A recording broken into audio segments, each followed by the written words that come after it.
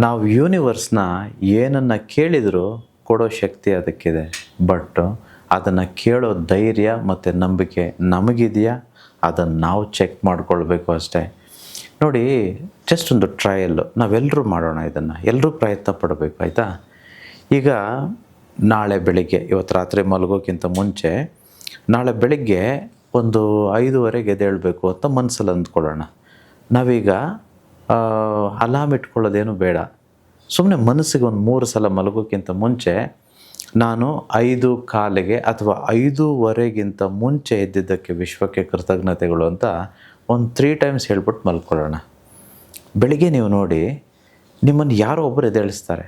ಯಾವ ರಿಮೈಂಡರು ಇಲ್ಲ, ಯಾವ ಅಲಾರ್ಮು ಇಲ್ಲ, ಎಂಥದೂ ಇರಲ್ಲ. ಕರೆಕ್ಟಾಗಿ 5:15ಗೆ ಮುಂಚೆನೇ ಅಥವಾ 5:15ಗೇ ಎದ್ದೇಳಿಸ್ತಾರೆ. ಯಾರು ಎದ್ದೇಳಿಸಿದ್ದು?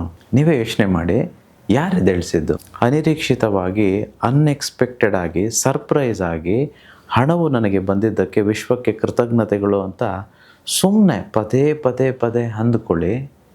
ನಿಮಗೆ ಅನ್ಎಕ್ಸ್ಪೆಕ್ಟೆಡ್ ಆಗಿ, ಸರ್ಪ್ರೈಸ್ ಆಗಿ ನಿಮಗೆ ಯೂನಿವರ್ಸ್ ಕಡೆಯಿಂದ ದುಡ್ಡು ಬರುತ್ತೆ.